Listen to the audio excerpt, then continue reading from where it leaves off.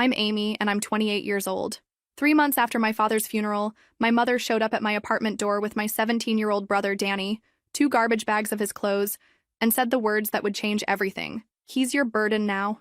She was talking about $800 a month in disability benefits that I had no idea she'd been collecting for him. I didn't scream. I didn't break down. I took a deep breath and watched her walk back to her car like she was dropping off dry cleaning. What I didn't know was that she'd already planned to keep collecting those benefits while I struggled to figure out how to care for Danny alone. Where are you watching from today? Drop your location in the comments below and hit that like and subscribe button if you've ever felt completely blindsided by family betrayal. You'll definitely want to stick around for what happened next. Danny stood in my doorway, rocking slightly back and forth, his eyes fixed on the ground. He hadn't spoken since Dad died. Danny was autistic and mostly nonverbal, though he used to hum jingles from TV commercials under his breath. Even that had stopped after the funeral. "Come on in, Danny," I said softly, stepping aside. He shuffled past me, still clutching his favorite stuffed elephant that Dad had bought him years ago. The elephant was threadbare now, missing one button eye, but Danny never went anywhere without it. My apartment wasn't big. 1 bedroom, 1 bathroom, a tiny kitchen that barely fit 2 people. I'd bought it with my inheritance after Dad died, the small portion that came to me while Mom got the house and everything else, including Danny's share since she was his legal guardian. I guided him to the couch, where he immediately sat in the corner and began his routine of arranging and rearranging the throw pillows. Always in the same order, always precise. It was one of his comfort behaviors, something that helped him feel safe in new environments. My phone buzzed. A text from Mom. "His medication schedule is in the bag. His school pickup is at 3 p.m. daily. Good luck." That was it. No explanation about how I was supposed to manage a full-time job while driving Danny to and from his special needs school every day. No discussion about what came next. No consideration for the fact that I'd never taken care of someone with Danny's needs for more than a weekend. I sat down across from him and really looked at my brother for the first time in months. He was thinner than I remembered. There was a faded yellow bruise on his forearm that I hadn't noticed before. When I asked him about it, he just stared at his hands and started humming very quietly the first sound I'd heard him make all day. The reality hit me like a freight train. I had no idea how to do this. Danny needed structure, routine, specialized care that I couldn't provide while working 40 hours a week. I started making mental calculations of everything that would need to change. His school transportation alone would require me to rearrange my entire work schedule. His medications cost $300 monthly. Then there was food, clothing, and constant supervision. I pulled out my laptop and started researching. Support groups, government assistance programs, anything that might help me understand what I'd just inherited. That's when I found the first piece of information that made my stomach drop. Danny was still listed as living with Mom at her address. All his benefits, all his support services, everything was still going to her house, the house where he no longer lived. I called the Disability Services office thinking it was just a paperwork error. "Ma'am, we can't change his address without written consent from his legal guardian," the woman on the phone explained. "I'm his sister. He's living with me now. According to our records, his mother is still his guardian and primary caregiver. If there's been a change, she'll need to file the proper forms." I hung up and stared at my phone. Mom hadn't just abandoned Danny. She'd made sure to keep control of his benefits while dumping the actual responsibility on me. Danny looked up from his pillow arrangement and caught my eye for just a second before looking away again. In that brief moment, I saw something that made my chest tighten. He looked scared. Not just confused or overwhelmed, but genuinely frightened. I moved to sit beside him on the couch, careful not to disturb his careful pillow configuration. "Hey, buddy," I said quietly. "You're safe here. I'm going to figure this out." He reached for my hand, something he rarely did with anyone except Dad. His fingers were cold and trembling slightly.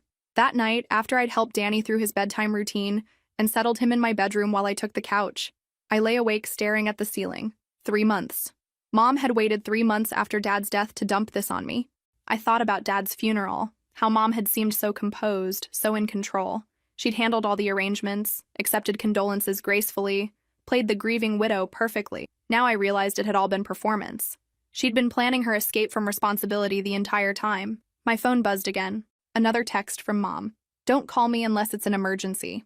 I set the phone aside and listened to Danny's soft breathing from the bedroom. Tomorrow I'd have to figure out how to get him to school, pick him up, manage his afternoon routine, and somehow maintain my job. But tonight I made a decision that would change both our lives. Whatever it took, however long it took, I was going to make sure Danny felt safe and loved. And if Mom thought she could just walk away while keeping his benefits, she had seriously underestimated me. I didn't know it yet, But Mom's abandonment of Danny wasn't just cruelty. It was calculated fraud that would eventually catch up with her in ways she never imagined. The first week was a disaster. I burned through 3 sick days trying to establish a routine with Danny while frantically calling every disability service in the county. Each conversation ended the same way. Without Mom's signature, I couldn't access anything. My work supervisor, Janet, called me into her office Thursday morning. "Amy, I understand you're dealing with a family situation, but we need to discuss your schedule changes." I explained about Danny's school pickup requirements and his need for supervision. The special needs school required family pickup, no bus service. "Look, I sympathize, but you can't leave at 2:30 every day indefinitely. We need to find a solution." The solution, apparently, was burning through my vacation days to cover early departures. I'd also need to figure out what would happen when Danny aged out of the school system in a few months when he turned 18. Danny had a meltdown on Tuesday when I tried to take him grocery shopping after school. The fluorescent lights were too bright, the sounds too overwhelming. He dropped to the floor in the cereal aisle and started hitting his head with his fists. Other shoppers stared like we were some kind of spectacle. I knelt beside him, speaking in the calm voice Dad had taught me to use during episodes like this. "It's okay, Danny. Let's count together. 1, 2, 3. By the time we got home, I was exhausted and Danny was completely shut down for the rest of the day. Thursday brought another crisis. Danny's medication was running low and the pharmacy wouldn't release a refill without updated insurance information that was still tied to Mom's account. I tried calling her. Straight to voicemail. I tried texting. No response. I drove to her house that evening after settling Danny with his homework. The lights were on, her car was in the driveway, but she wouldn't answer the door. I could see her moving around inside through the front window. Standing on her porch, knocking on a door that would never open, I felt something shift inside me. The desperation was starting to turn into something else, something harder. By Friday, I'd figured out a temporary solution. My insurance could cover Danny's medications as a dependent, but it would take weeks to process. I paid out of pocket at the pharmacy, $237 that I couldn't really afford. The pharmacist, an older woman with kind eyes, noticed my hand shaking as I signed the receipt. "Tough week?" she asked. "You could say that." I managed a weak smile. "My brother's been staying with me, and getting his care transferred has been complicated." She leaned across the counter slightly. "If you don't mind me asking, is someone making this more difficult than it needs to be?" I looked at her, surprised by the directness of the question. "Because I see this sometimes," she continued. "Family members who create obstacles when they shouldn't. If someone's preventing you from accessing care for a dependent, there are people who can help." She handed me a business card along with Danny's medication. "Jennifer Martinez, Family Advocacy Services. She's helped other families navigate these situations." That weekend, I called Jennifer Martinez. I called Jennifer. She listened to my story without interrupting, taking notes as I explained the situation. When I finished, there was a long pause. "Amy," she said finally, "what your mother is doing has a name. It's called caregiver fraud, and it's more common than you might think." "Fraud?" "She's accepting government benefits intended for Danny's care while not actually providing that care. That's illegal. And if she's preventing you from accessing services he needs, that could constitute neglect by proxy." I felt my hands start to shake again, but this time it wasn't from stress. It was from anger. "What can I do?" "Document everything. Every text, every phone call, every expense you're covering that should be coming from his benefits. We're going to need to build a case to transfer guardianship and benefits to you." "How long will that take?" "It's a process, but Amy, there's something else you should know. If your mother is receiving benefits for Danny while he's not in her care, she's likely getting more money than just disability payments. There could be food assistance, medical coverage, housing supplements. We're probably talking about $1,500 a month." I hung up feeling like the ground had shifted beneath my feet. $1,500. While I was draining my savings to buy Danny's medications and rearranging my entire life to provide basic care. That night, I sat with Danny as he arranged his art supplies for the 100th time. It was a new routine he'd developed, and I noticed he was starting to hum again, just barely audible. But it was progress. "Danny," I said quietly, "did Mom ever hurt you?" He stopped moving, his hands frozen on a blue crayon. "You can tell me. You're safe now."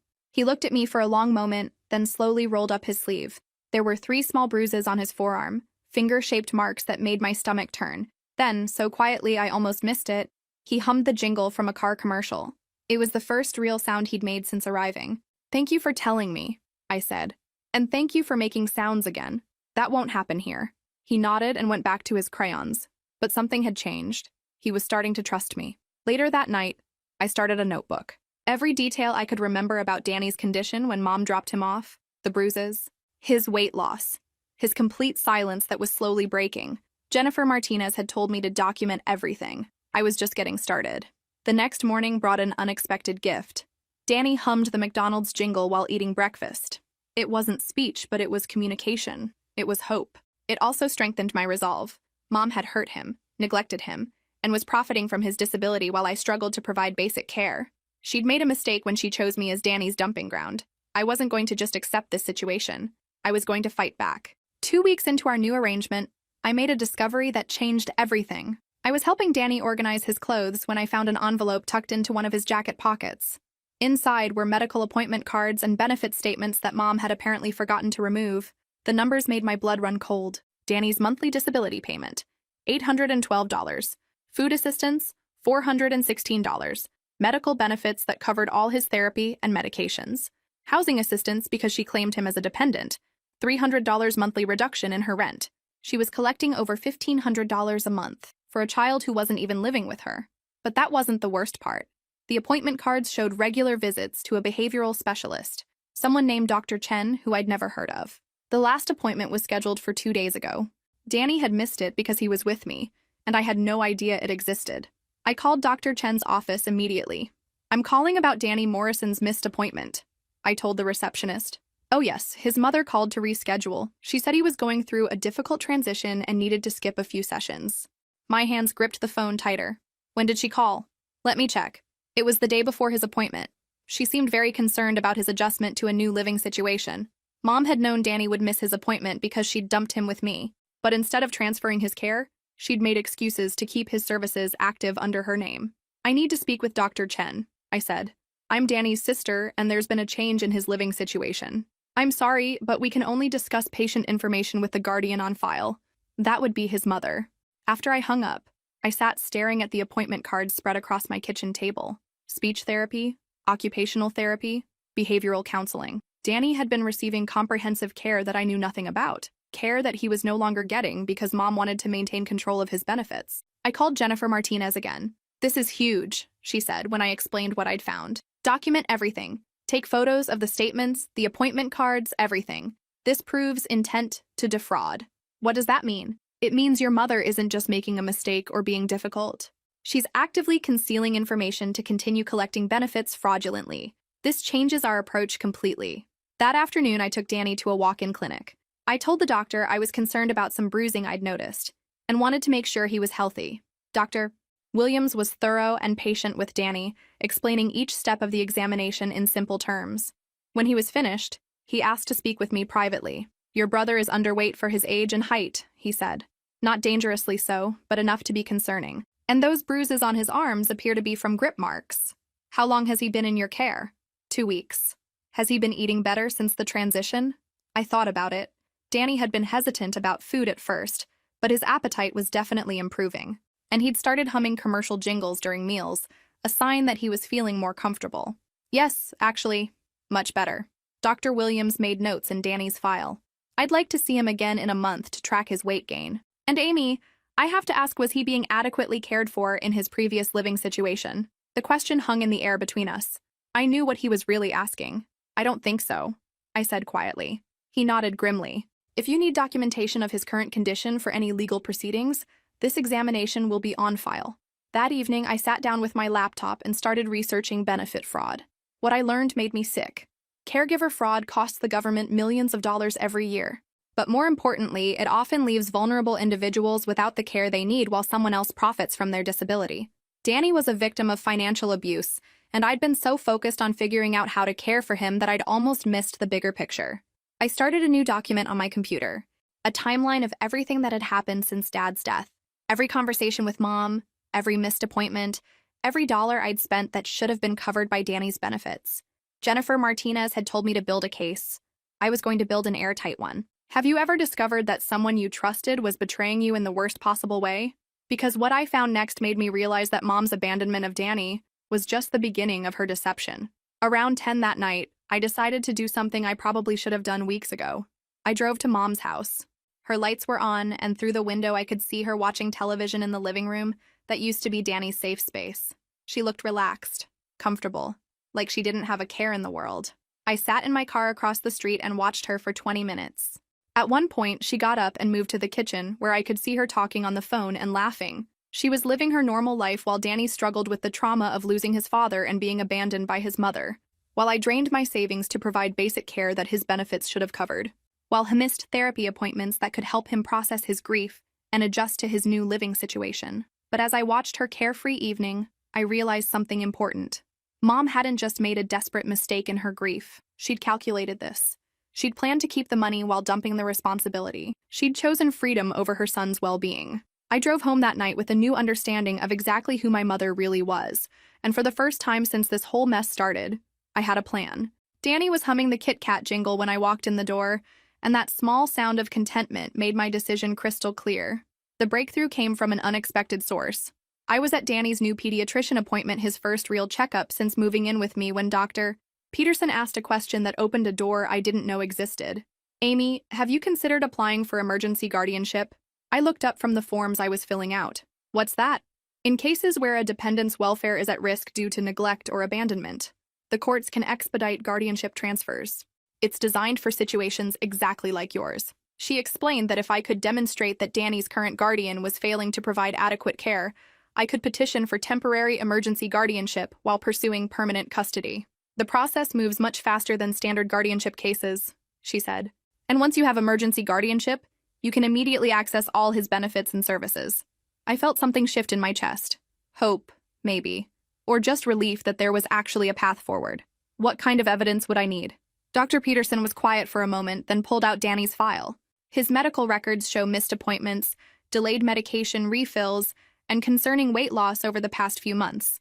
Combined with the physical evidence of grip marks and his documented regression in communication, you'd have a strong case. That afternoon, I called the family court clerk's office. The woman who answered, Mrs. Garcia, walked me through the emergency guardianship process. "You'll need to file a petition with supporting documentation," she explained. "Medical records, evidence of abandonment, proof that you're providing care. There's a filing fee of $250, and you'll need to serve notice to the current guardian." "Serve notice?" "Legal papers have to be delivered to your mother informing her of the petition. She'll have the right to contest it." My stomach dropped. What if she contests it? Then it goes to a hearing where both sides present their evidence.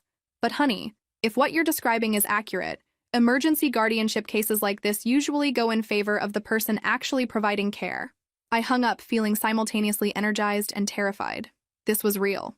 I was about to take legal action against my own mother. That evening, I called my best friend from college, Lisa. She'd become a family law attorney and had always been someone I could count on for honest advice. "Amy, what you're describing sounds like a clear case for emergency guardianship," she said after I explained the situation. "And the benefit fraud aspect makes it even stronger. Lisa, I can't afford a lawyer for this." There was a pause. "Amy, what if I told you that you don't need to worry about that?"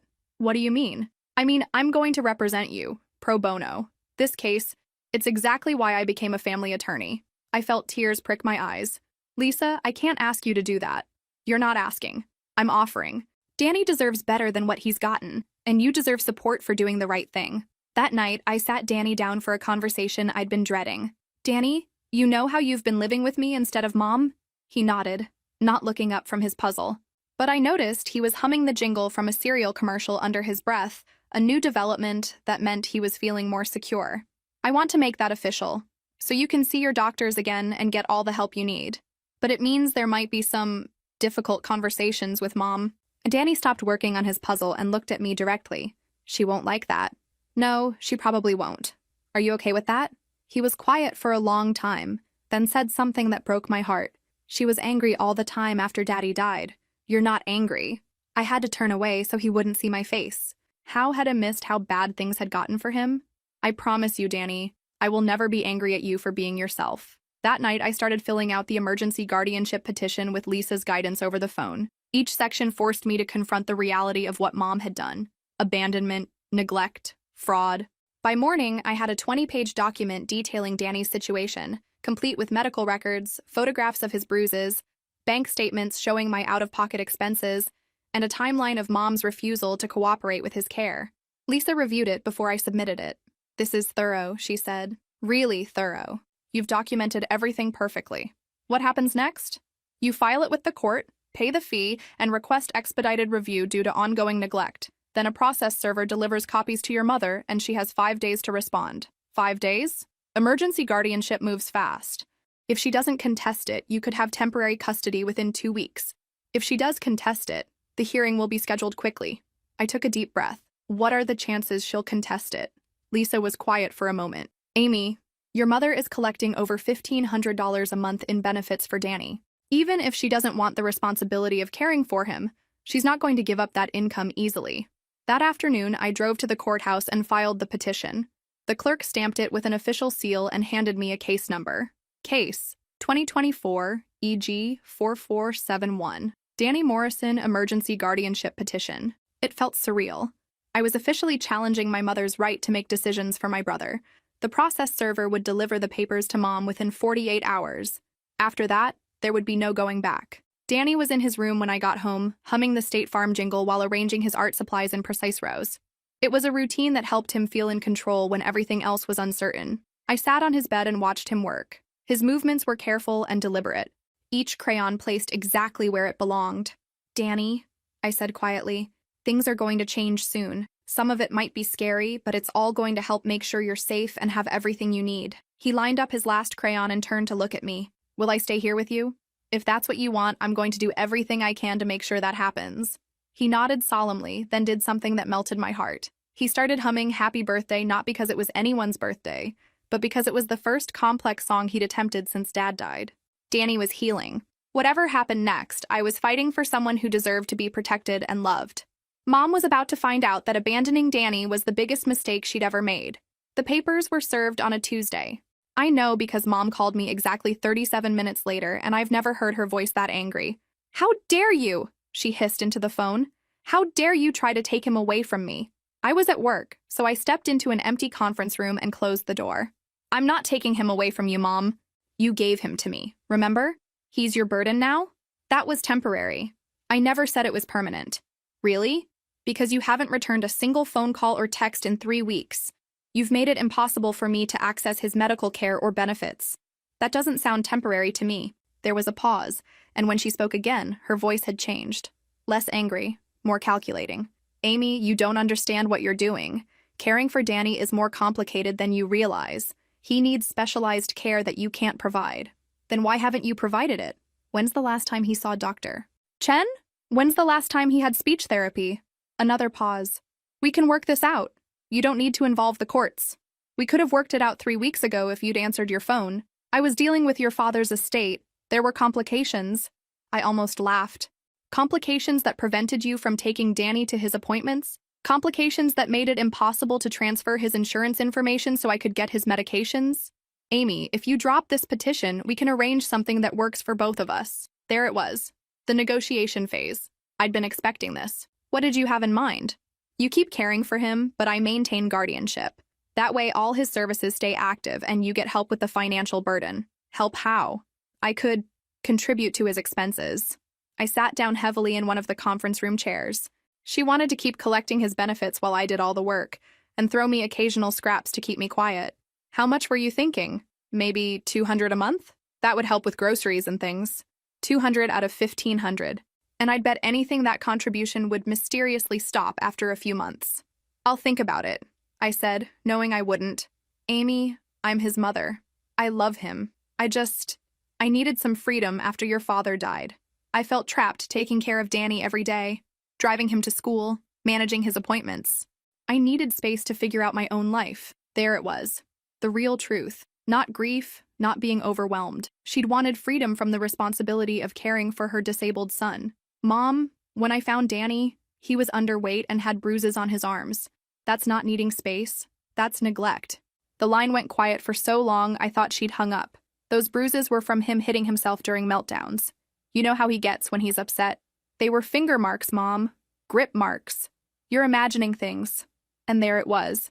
Denial, deflection, gaslighting. The same pattern I'd seen my whole life whenever Mom was confronted with something she didn't want to face. I have to get back to work, I said. You have 5 days to file a response if you want to contest the petition. Amy, please don't do this to our family. I hung up before I said something I'd regret. That evening, I told Danny about the conversation. Mom called today. She's not happy about the court papers. Danny looked up from his dinner. Is she going to come get me? The fear in his voice made my decision crystal clear. No, Danny. She's not going to take you anywhere you don't want to go. I promise. He nodded and went back to eating, but I could see the tension in his shoulders. As if to reassure himself, he started humming the Oscar Mayer jingle very quietly. 3 days later, the court clerk called. Ms. Morrison, this is Mrs. Garcia from Family Court. Your mother has filed a response contesting the emergency guardianship petition. My heart sank. What does that mean? It means we'll need to schedule a hearing. Both parties will present their cases and the judge will make a decision. Can you be available next Friday at 2 p.m.? Yes. You'll want to bring all your supporting documentation and any witnesses who can testify about your brother's care and well-being. After I hung up, I called Lisa. She's contesting it, I told her. I figured she would. Are you ready for this? I don't know. What happens at the hearing? You'll present your evidence. She'll present hers. The judge will probably want to interview Danny if he's capable of expressing his preferences. What would she argue? How can she possibly justify what she's done? She'll probably claim that placing Danny with you was always intended as a temporary arrangement while she dealt with your father's death. She'll say she was planning to resume care and that you're interfering with her parental rights. But the benefits fraud, that's harder for her to explain. If you can prove she continued collecting benefits while not providing care, that significantly weakens her position. That night, I couldn't sleep. I kept thinking about Danny's question. Is she going to come get me? I got up and checked on him. He was sleeping peacefully, his stuffed elephant tucked under his arm. Even in sleep, I could hear him humming softly the Toys R Us jingle that he'd been working on all week. For the first time since this started, I allowed myself to really consider what would happen if I lost. Danny would go back to Mom's house, back to isolation, missed appointments, and whatever had caused those bruises. The progress he'd made, the way he'd started humming again, eating better, trusting me, all of that would disappear. I couldn't let that happen.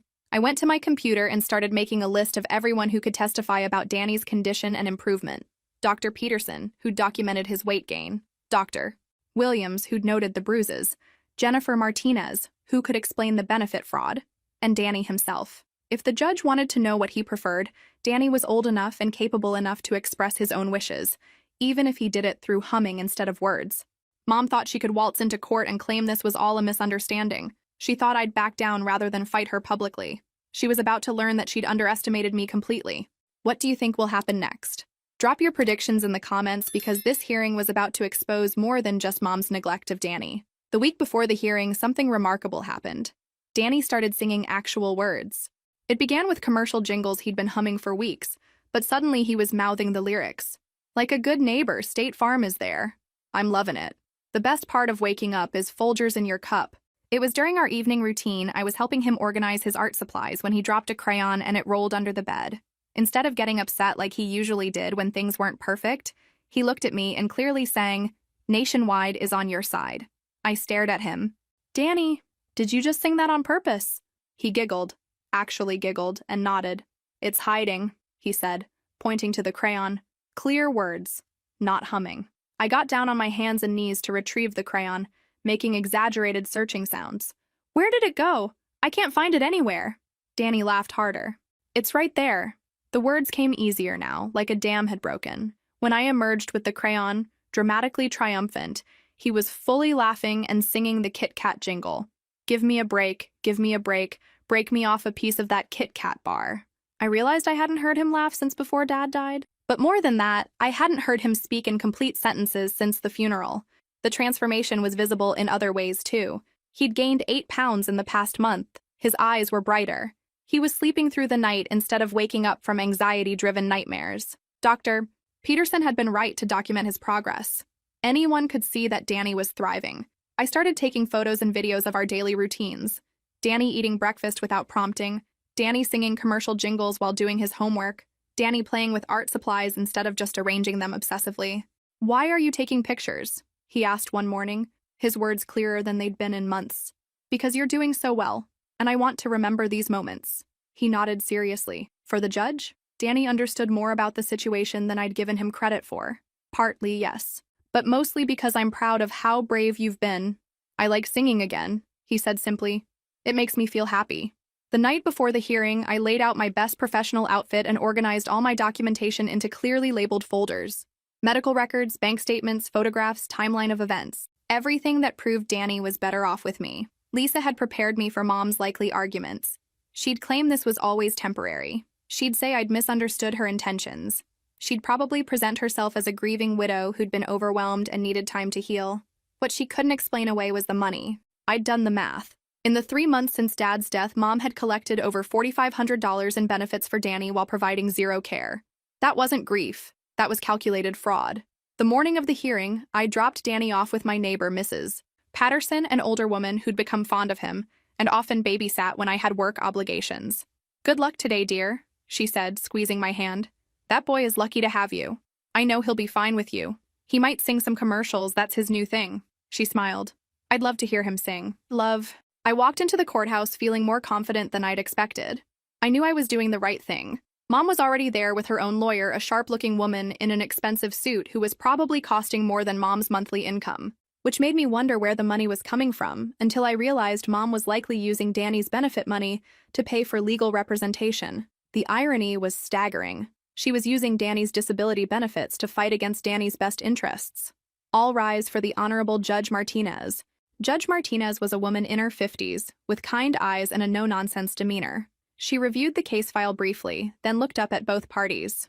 "This is an emergency guardianship petition for Daniel Morrison, age 17, with autism. The petitioner is his sister, Amy Morrison, and the respondent is his mother, Linda Morrison. Is that correct?" "Yes, Your Honor," we both said. "Ms. Morrison, Amy Morrison, you filed a comprehensive petition alleging abandonment, neglect, and financial impropriety. Can you summarize your primary concerns?" I stood up, my hands surprisingly steady. "Your Honor, 3 months ago, my mother left my brother at my apartment with 2 bags of clothes and told me, 'He's your burden now.' Since then, she's refused to provide any assistance with his care while continuing to collect over $1,500 monthly in benefits designated for his support. And you have documentation of this?" "Yes, Your Honor. Medical records showing missed appointments, evidence of my out-of-pocket expenses for his medications and care, and photographs documenting his physical condition when he was placed with me. I also have video evidence of his remarkable improvement under my care." Judge Martinez turned to Mom's lawyer. "Ms. Patterson, how does your client respond to these allegations?" Mom's lawyer stood with practiced confidence. "Your Honor, my client is a recently widowed woman who was overwhelmed by grief and asked her daughter to temporarily care for Daniel while she dealt with her husband's estate and emotional recovery. This was never intended as abandonment, but rather as a family support system during a difficult time. And the continued collection of benefits? My client remained legally responsible for Daniel's care and continued to provide financial support through the benefit system. She maintains that this arrangement was working well for all parties until her daughter decided to pursue unnecessary legal action. I had to admire the spin, but I also knew it was complete nonsense." "Your Honor," I said, "if I may address that directly?" Judge Martinez nodded. "I have documentation showing that I called my mother 17 times and sent 12 text messages over a 3-week period requesting assistance with my brother's medical care, insurance transfers, and appointment scheduling. She didn't respond to a single attempt at communication." I handed the judge a folder containing printed phone logs and screenshots. "Furthermore, my brother was receiving regular therapy services that were discontinued when he came to live with me, not because they weren't needed, but because my mother prevented me from accessing information about his care schedule." Judge Martinez reviewed the documentation silently. When she looked up, her expression had shifted. "Ms. Patterson, can your client explain why she didn't respond to requests for assistance with Daniel's medical care?" A whispered conference between Mom and her lawyer. "Your Honor, my client was dealing with complex estate issues and assumed her daughter was managing Daniel's care adequately. Without access to his medical records or benefit accounts," another whispered conference, "we maintain that the communication breakdown was mutual and that arrangements could have been made if Ms.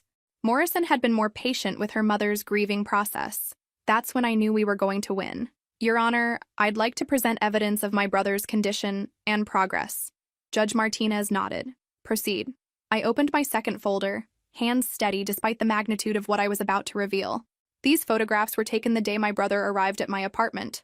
I handed the judge images of Danny's bruises, his underweight frame, his withdrawn posture, and these were taken last week. The contrast was undeniable. The recent photos showed a healthier, happier child. Danny smiling at the camera. Danny eating a full meal. Danny engaged in activities instead of just existing. Dr. Peterson's medical report documents an 8-pound weight gain and significant improvement in social engagement over the past month, I continued. She's prepared to testify that my brother is thriving in his current placement. Mom's lawyer shifted uncomfortably. Your Honor, she interjected, my client disputes the characterization of those initial photographs and maintains that any bruising was self-inflicted during behavioral episodes. Judge Martinez studied the photos carefully. Ms. Patterson, these appear to be grip marks, not self-inflicted injuries. We respectfully disagree with that assessment. I reached for my phone. Your Honor, I have a video I'd like to show you. It was from 3 days ago. Danny in our kitchen helping me make dinner. He was singing the "I'd like to buy the world a Coke" jingle while stirring pasta, asking questions about ingredients, completely comfortable and engaged. This is my brother now, I said as the video played. Happy, healthy, communicative. He's gone from being completely nonverbal to singing and speaking clearly. The difference is remarkable. When the video ended, Judge Martinez was quiet for a long moment.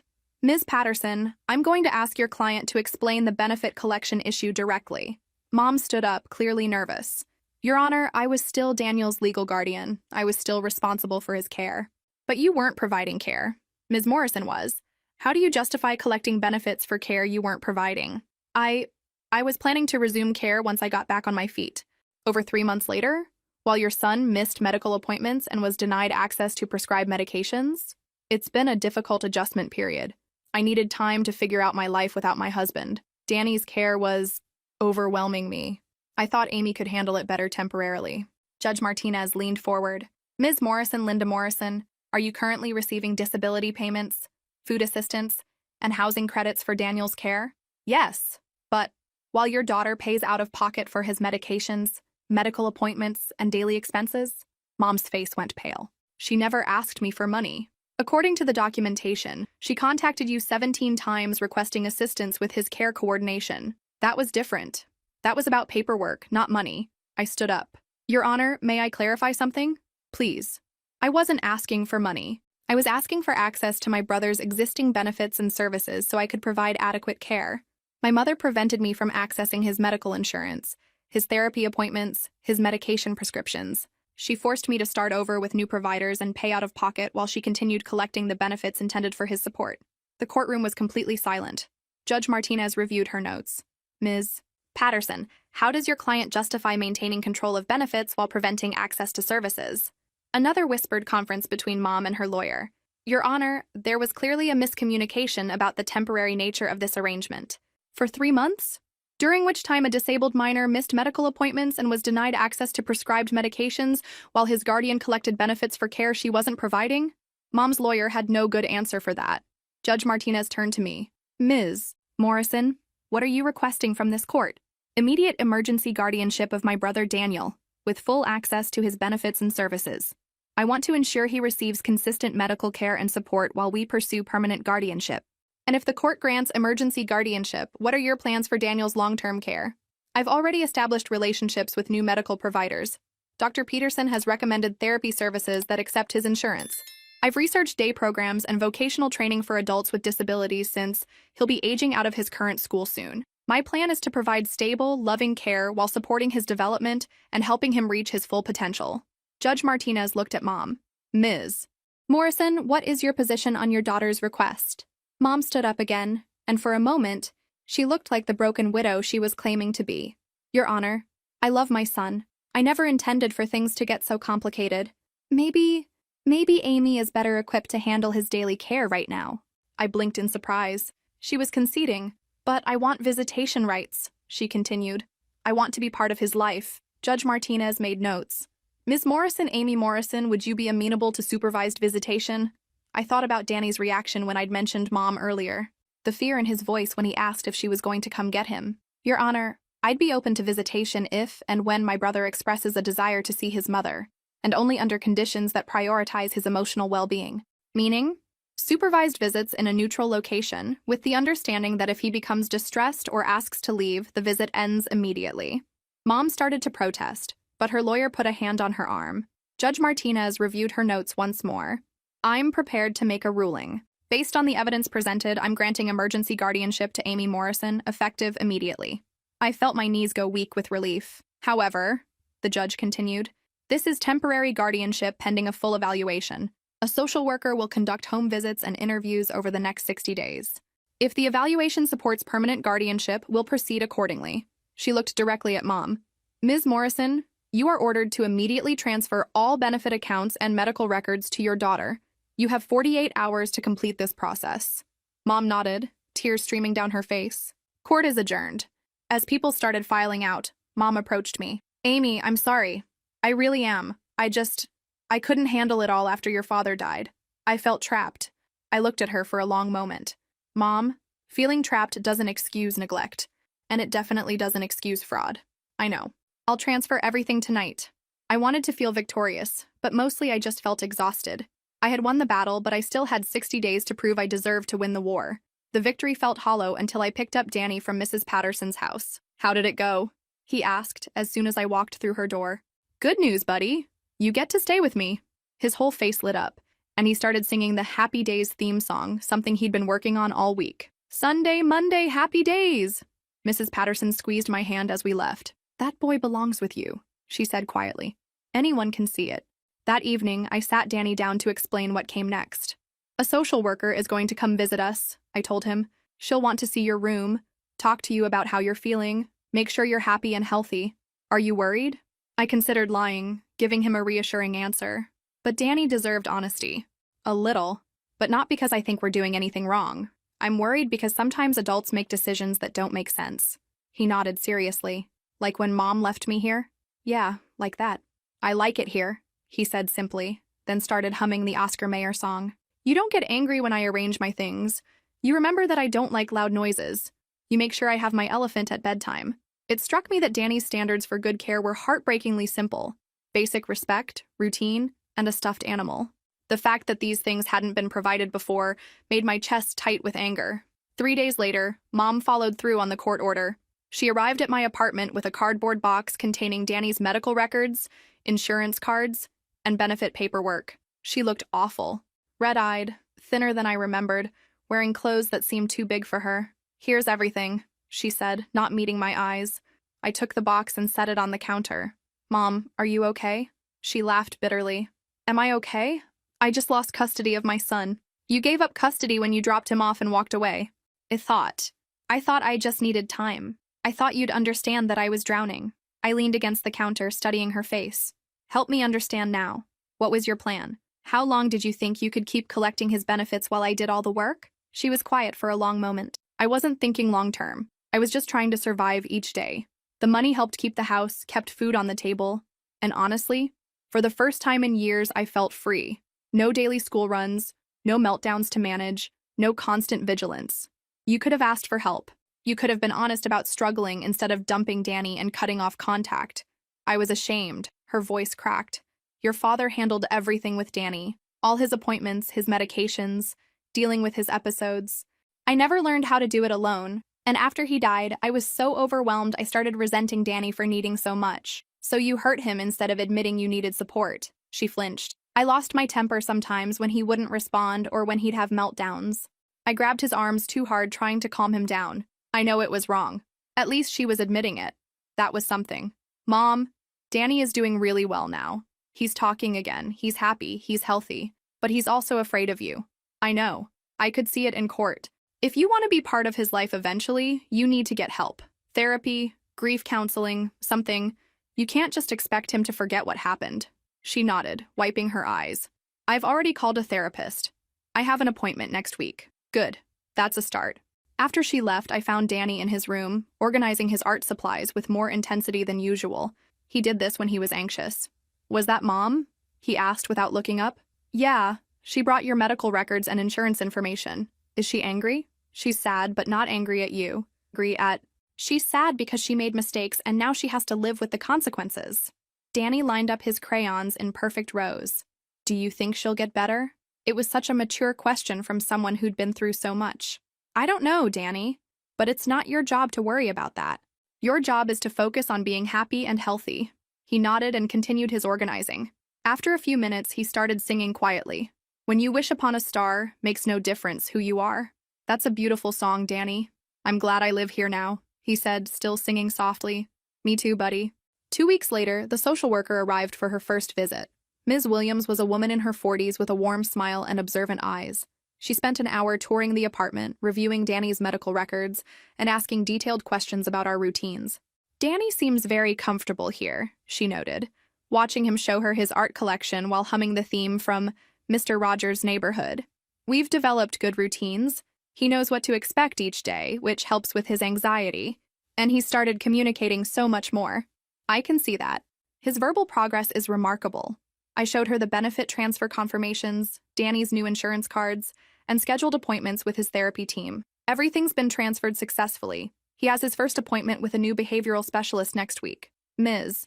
Williams interviewed Danny privately, asking about his daily routine, his feelings about living with me, and whether he felt safe and cared for. When she emerged from his room, Danny was singing, "You Are My Sunshine," loud enough for me to hear in the kitchen. "He's thriving," she said. "The difference between his initial medical reports and his current condition is remarkable. You've done excellent work. It's not work when you love someone," she smiled. "That's exactly the right attitude. I'll be back in 2 weeks for my follow-up visit, but I don't anticipate any issues." That night, Danny and I celebrated with ice cream and a movie. As we sat on the couch, he leaning against my side while he sang along to the Disney songs, I realized something had fundamentally shifted. This wasn't temporary anymore. This wasn't a crisis I was managing. This was our life, our family, our new normal. And it was better than anything either of us had before. The second social worker visit went even better than the first. Ms. Williams arrived on a Thursday afternoon to find Danny in the kitchen helping me make dinner while singing "Be Our Guest" from Beauty and the Beast. He was carefully measuring rice while chattering about his day at the community center program I'd enrolled him in. "Hi, Ms. Williams," he said cheerfully when she walked in. "We're making stir-fry. Do you want to see my new art project?" I painted it while listening to music. I caught Ms. Williams's expression surprise and delight at Danny's confidence and social engagement. This was a far cry from the withdrawn, anxious boy described in his initial reports. She spent 2 hours with us, observing our dinner routine, reviewing Danny's progress in his new therapy program, and conducting another private interview with him. From the kitchen, I could hear Danny singing softly to himself during their conversation, Hakuna Matata, and then transitioning into the jingle for Subway. Music had become his way of staying calm and expressing joy. "Amy," she said as she prepared to leave, "I'm going to recommend approval for permanent guardianship. Danny is clearly thriving in your care." I felt a wave of relief so intense it was almost dizzying. "Thank you." The final hearing is scheduled for next month. Unless something unexpected happens, this should be a formality.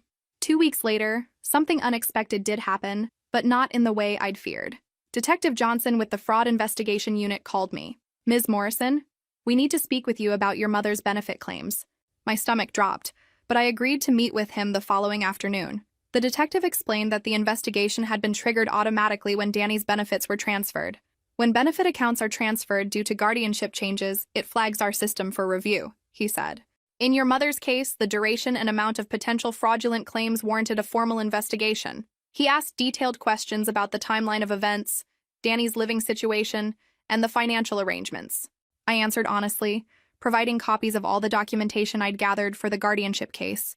"Ms. Morrison, based on our preliminary investigation, your mother may have fraudulently collected approximately $9,000 in benefits over a 6-month period while not providing care." The number hit me like a physical blow. $9,000. What happens now? We'll complete our investigation and determine whether to file charges. If charges are filed, she could face fines, restitution requirements, and possible jail time. I left the police station feeling sick. I'd wanted Mom to face consequences for what she'd done, but the reality of criminal charges felt overwhelming. That evening, I called Lisa for advice. "Amy, this investigation isn't your fault," she said. "Benefit fraud is a serious crime that hurts everyone who legitimately needs assistance. The system has to pursue these cases. But what if she goes to jail? That's not your responsibility. Your responsibility is to Danny, and you've handled that perfectly." When I got home, Danny was in the living room working on a puzzle while singing "Somewhere Over the Rainbow." He looked up when I walked in. "You look sad," he said. "Are you okay?" I sat down beside him. "I'm okay, buddy. Just had a long day. Do you want to sing with me? Music makes everything better." "What should we sing?" He thought for a moment, then started, "You've Got a Friend in Me." I joined in, and for a few minutes we just sat there singing together. It was exactly what I needed. The final hearing was scheduled for 3 weeks later. Judge Martinez smiled when she saw Danny in the courtroom. He'd asked to come, wanting to be part of the decision about his future. "Hello, Daniel. How are you doing?" "Good," Danny said clearly, then quietly sang a few bars of "Happy and You Know It." "I can see that. You look very happy and healthy." The hearing itself was brief. Ms. Williams presented her recommendation. Mom's lawyer formally withdrew any objection to permanent guardianship. I answered a few questions about my long-term plans for Danny's care. Based on all evidence presented and the clear improvement in Daniel's well-being, I'm granting permanent guardianship to Amy Morrison, Judge Martinez announced. Danny squeezed my hand. However, the judge continued, looking at both Danny and me, I want to remind you both that this guardianship is designed to support Daniel's growth toward independence. Amy, your role is to help prepare him for as much autonomy as possible while providing the support he needs. Yes, Your Honor. That's exactly what we're working toward. Daniel, do you understand that Amy is legally responsible for your care now? Yes, and I'm learning to take care of myself too. Judge Martinez smiled. Perfect. Court is adjourned. As we walked out of the courthouse, Danny looked up at me. So it's official now? It's official. You're stuck with me. He grinned. Good. That evening, we celebrated with dinner at his favorite restaurant. As I watched him confidently order his own meal and chat with the server while humming the restaurant's jingle under his breath, I marveled at the transformation that had occurred over the past few months. Danny was becoming the person he was always meant to be: confident, communicative, and secure in his place in the world. And I was becoming the person I was meant to be too. Not just his caregiver, but his advocate, his family, and his biggest supporter. The journey wasn't over, but we were building something beautiful together. A week later, I got a call that Mom had been formally charged with benefit fraud. She would be sentenced the following month. But that night, as I listened to Danny singing "Here Comes the Sun" in his room, I realized that our story wasn't about Mom's mistakes anymore. It was about the family we'd built together and the future we were creating. 3 months after the final hearing, I got a call that put everything into perspective. Ms. Morrison? This is Detective Johnson. I wanted to update you on your mother's case. Mom had pled guilty to benefit fraud that morning. She was sentenced to 6 months of home confinement, 2 years of probation, and full restitution of the fraudulent claims. How much restitution? I asked. $9,000 plus penalties and interest. It comes to just over $12,000 total. The judge had also ordered her to complete counseling and community service at a program that helped families with special needs children. She seemed relieved it was over, Detective Johnson said. Her lawyer mentioned she's been in therapy and volunteering already. I hung up feeling a complex mix of emotions. Justice, yes, but also sadness that it had come to this. Danny was in the living room when I got off the phone singing "Imagine" while working on a puzzle. He'd heard enough of the conversation to understand what had happened. Is Mom in trouble? He asked without looking up from his puzzle. She has to stay home for 6 months except for work and appointments, and she has to pay back all the money she took that was supposed to be for your care. Is she going to jail? No. She gets to stay in her own house, but she can't leave except for important things. Danny was quiet for a moment, then said something that amazed me. I'm sad that she made bad choices, but I'm glad she has to make it right. His emotional maturity continued to astound me. Despite everything he'd been through, Danny was capable of empathy, even for someone who'd hurt him. Meanwhile, our life had settled into a wonderful rhythm. Danny had gotten a part-time job at an art supply store through a program for young adults with disabilities. He was 18 now, and the independence gave him incredible confidence. Danny's one of our best workers, his supervisor told me during a check-in. He's reliable, enthusiastic, and customers love how knowledgeable he is about art materials. The job gave Danny purpose and pride. He'd come home singing jingles he'd heard on the store radio, excited to tell me about customers he'd helped find the perfect supplies for their projects. He was also taking community college art classes and had started talking about maybe teaching art to other people with disabilities someday. I want to help people like me, he told me one evening while organizing his ever-growing art collection. Art makes me happy, and music makes me happy. Maybe I can help other people find what makes them happy too. That's a wonderful goal, Danny. 3 months later, something unexpected happened. Mom called me. Amy, I know this might be presumptuous, but I wondered if I could send Danny something.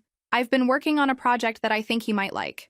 I was curious despite myself. What kind of project? I've been volunteering with a group that makes sensory kits for children with autism. I made one specifically thinking about Danny's preferences, his favorite colors, textures that might be calming. I know it doesn't fix anything, but I wanted him to know I've been learning. The package arrived a week later. Inside was a carefully assembled kit with soft blue and green fabrics, stress balls in different textures, and small fidget toys that were clearly chosen with thought and care. There was also a letter. Dear Danny, I've been learning about autism and sensory needs through my volunteer work. I made this kit thinking about what might help you feel calm and happy. I hope it's useful. I'm proud of your job at the art store and your college classes. You're becoming such an amazing young man. Love, Mom. Danny examined each item carefully, testing the textures and organizing them by preference while humming, "What a wonderful world." She remembered that I like soft things, he said quietly. Do you want to write back? Yes. But I want to tell her about my job and my art classes. I want her to know I'm doing good things. That evening, Danny wrote a letter, longer than any he'd written before. He told Mom about his favorite projects at work, the art classes he was taking, and his goals for the future. I'm learning to help customers find art supplies that make them happy, he wrote. It's like music, you have to find the right combination that sounds good together. Mom's response came quickly, full of genuine pride and encouragement. She shared details about her volunteer work and asked thoughtful questions about his art. They began corresponding regularly, with Mom always following Danny's lead on frequency and topics. Never pushing, never demanding more than he was willing to give. 2 months later, Danny surprised me. Amy, I think I might want to see Mom. Not alone, and not at her house, but maybe somewhere neutral, with you there. I studied his face carefully. What's making you feel ready now? Her letters. She sounds different, like she's really learning. And I'm different too. I'm not scared of her anymore. What would you want from a visit? I want to tell her about my job and my art program. I want her to see that I'm okay. And I want to understand why she did what she did. Those are good reasons. Do you want me to set something up? Yes. But I want to pick the place. Somewhere I feel comfortable. We arranged to meet Mom at the community center where Danny took his art classes. Neutral territory where he felt confident and secure. The reunion was awkward at first. Mom looked older, more fragile than I remembered. She'd lost weight and her hair was graying, but her eyes were clearer than they'd been in years. Hi, Danny, she said softly. Hi, Mom, he replied, then started humming, Yesterday, under his breath, his way of managing nervousness. They sat across from each other at a picnic table while I stayed close enough to intervene if needed, but far enough away to give them privacy. I watched Danny show her photos of his artwork, explain his job responsibilities, and describe his classes. He was confident and articulate, his words punctuated by soft humming when he needed to gather his thoughts. You've grown up so much, Mom said, and I could hear the regret in her voice. I had good help, Danny replied, glancing at me while humming, You've got a friend. Amy did an amazing job with you. Better than I ever did. You could have done better if you'd gotten help instead of giving up. It was a direct statement, but not said with cruelty. Danny was simply stating facts while humming the truth under his breath. You're right. I made terrible choices when I should have asked for support. They talked for another hour, covering difficult topics with more honesty than I'd expected. Danny asked direct questions about the abuse, the neglect, and the financial fraud. Mom answered without making excuses or deflecting blame. As we prepared to leave, Danny made a decision that surprised all of us. Mom, I'd like to have dinner with you sometime, at our apartment. I want you to see how we live now. Mom's eyes filled with tears. I'd like that very much. It wasn't forgiveness, exactly, but it was something more complex and mature, an acknowledgement that people could change, that relationships could be rebuilt on new foundations. As we drove home, Danny was quiet for a long time, humming Let It Be softly. How do you feel about seeing her? I asked. Sad and hopeful at the same time. Sad about what happened, but hopeful that maybe she really is getting better. That's a very wise way to look at it. Amy? Yeah? Thank you for not giving up on me, and for not making me choose between loving you and loving her. I had to pull over because my vision was blurry with tears. Danny had taught me something profound about grace, forgiveness, and the complicated nature of family love. We were building something new together, not replacing what was broken, but creating something stronger and healthier than what came before. 4 months after Mom's sentencing, she reached out to me again. Amy, I know this might be presumptuous, but I wondered if I could send Danny a birthday card. He's turning 19 next month. I was surprised by the request. Mom had respected our boundaries completely since our first meeting at the community center. I'll ask him, I said. If he's okay with it, you can send it here. That evening, I mentioned Mom's request to Danny. He was in his room, singing along to music while organizing his art supplies. He'd been accepted into an advanced drawing program and was more excited about art than I'd ever seen him. She wants to send you a birthday card.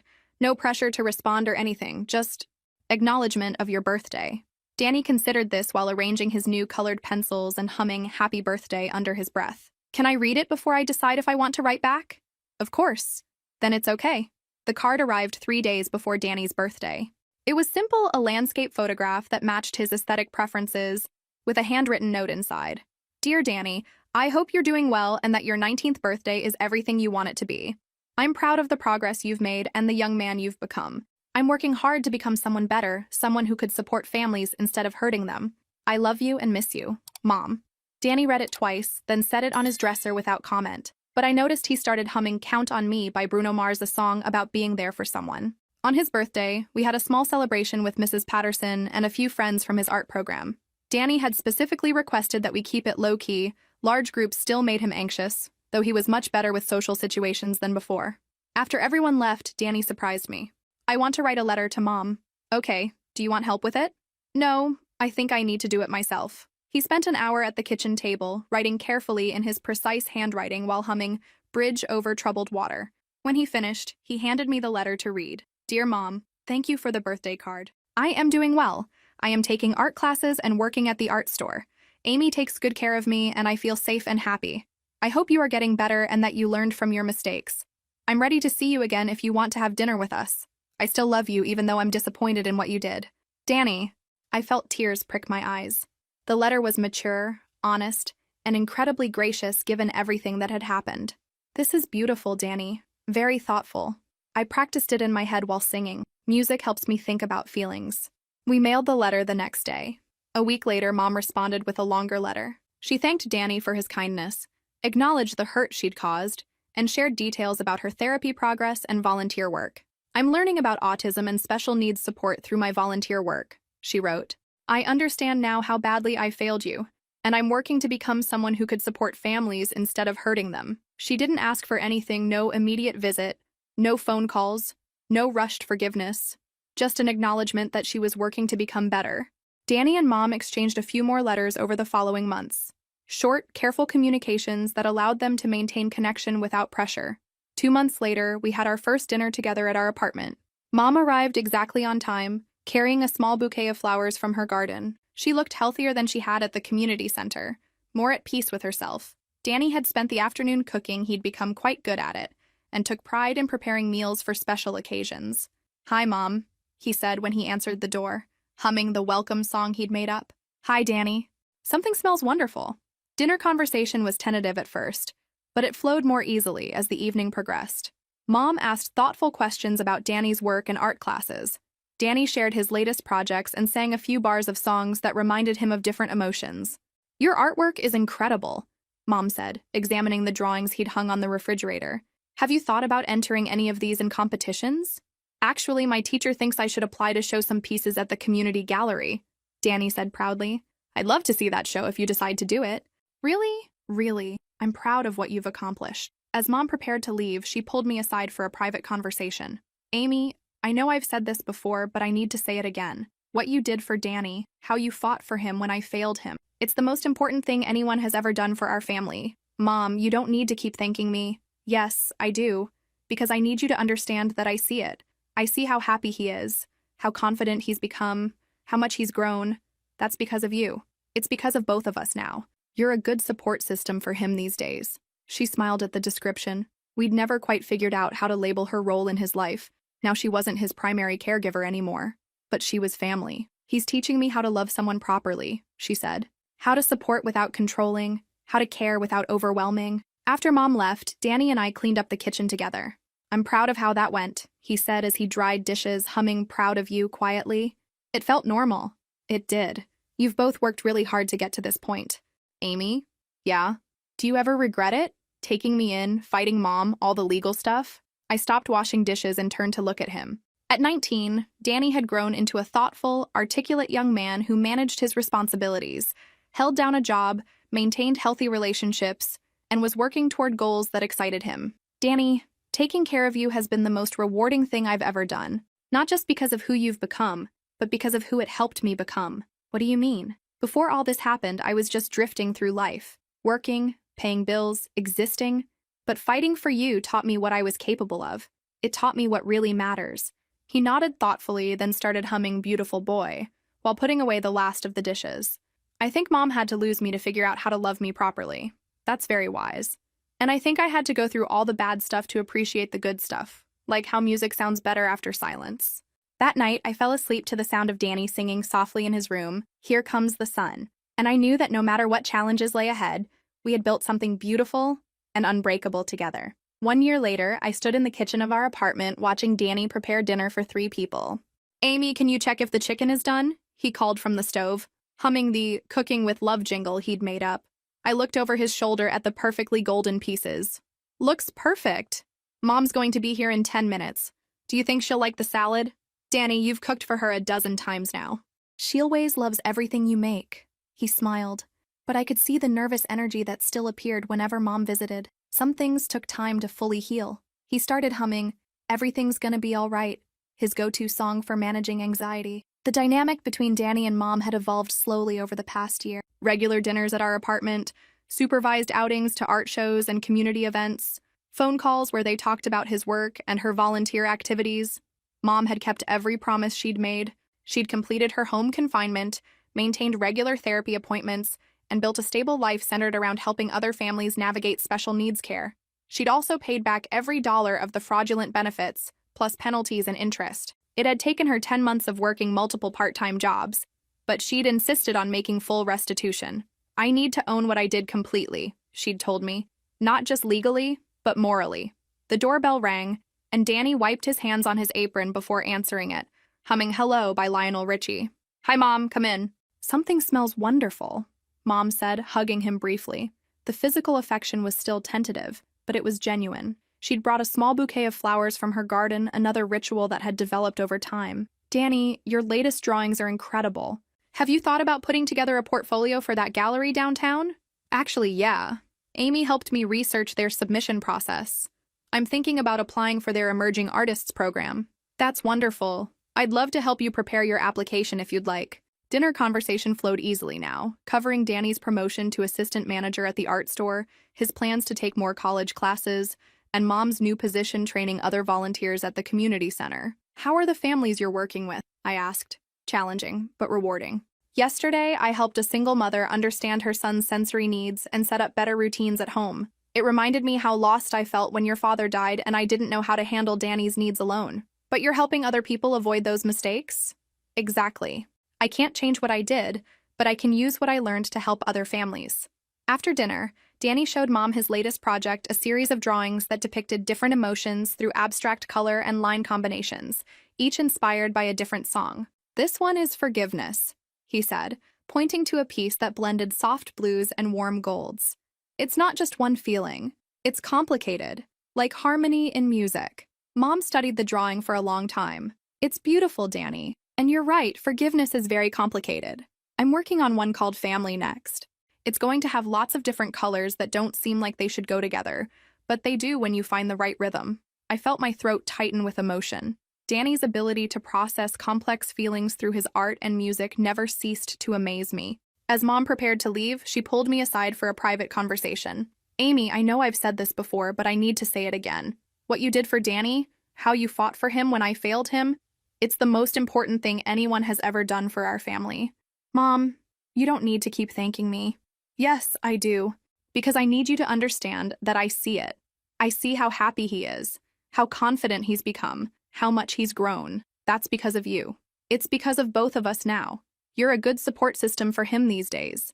She smiled at the description. We'd never quite figured out how to label her role in his life now she wasn't his primary caregiver anymore, but she was family. "He's teaching me how to love someone properly," she said. "How to support without controlling, how to care without overwhelming." After Mom left, Danny and I cleaned up the kitchen together. "I'm proud of how that went," he said as he dried dishes, humming "Proud of You" quietly. "It felt normal." "It did. You've both worked really hard to get to this point." "Amy? Yeah? Do you ever regret it? Taking me in, fighting Mom, all the legal stuff?" I stopped washing dishes and turned to look at him. At 20, Danny had grown into a thoughtful, articulate young man who managed his responsibilities, held down a good job, maintained healthy relationships, and was working toward goals that excited him. "Danny, taking care of you has been the most rewarding thing I've ever done. Not just because of who you've become, but because of who it helped me become." "What do you mean?" "Before all this happened, I was just drifting through life, working, paying bills, existing. But fighting for you taught me what I was capable of. It taught me what really matters." He nodded thoughtfully, then started humming "Beautiful Boy," while putting away the last of the dishes. "I think Mom had to lose me to figure out how to love me properly. That's very wise. And I think I had to go through all the bad stuff to appreciate the good stuff. like how music sounds better after silence. As I drove home from work the next evening, I reflected on the journey that had brought us to this point. What had started as an emergency had become the foundation for a new kind of family. Danny had learned that he deserved love, respect, and support. Mom had learned that loving someone meant putting their needs above your own convenience.